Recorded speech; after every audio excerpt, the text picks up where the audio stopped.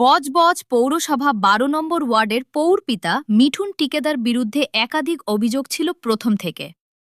রাজ্যে পালা বদলের সঙ্গে সঙ্গে মিঠুন টিকেদার বজবজ ছেড়ে অন্যত্র গা ঢাকা দিয়েছিলেন প্রায় ১ মাস।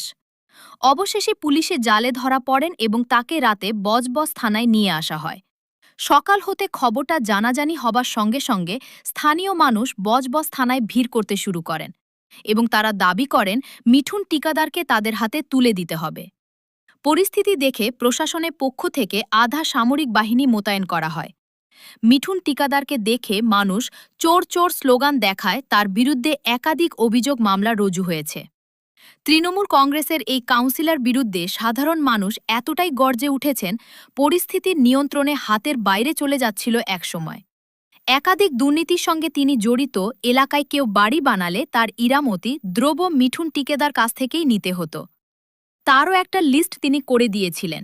শুধু তাই নয়, একাধিক সম্পত্তি, বেনামি জমি, ফ্ল্যাট তার নামে আছে। বজবজ তেল কোম্পানিতে আনুমানিক ২৫ থেকে ৩০টা তেলের ট্যাঙ্কার আছেন। সাধারণ মানুষের প্রশ্ন, এত বিপুল পরিমাণ অর্থ মিঠুন টিকেদার পেলেন কোথা থেকে? তারা প্রশাসনের কাছ থেকে দাবি করছেন এরকম সমাজবিরোধী দুর্নীতিগ্রস্ত নেতাকে কোমরে দড়ি পরিয়ে রাস্তায় ঘোরানো হোক। আপাতত মিঠুন টিকেদারকে আলিপুর কোর্টে তোলা হবে। প্রশাসনের পক্ষ থেকে জানা গেছে তাকে কাস্টাডি নেওয়ার আর্জি জানানো হবে।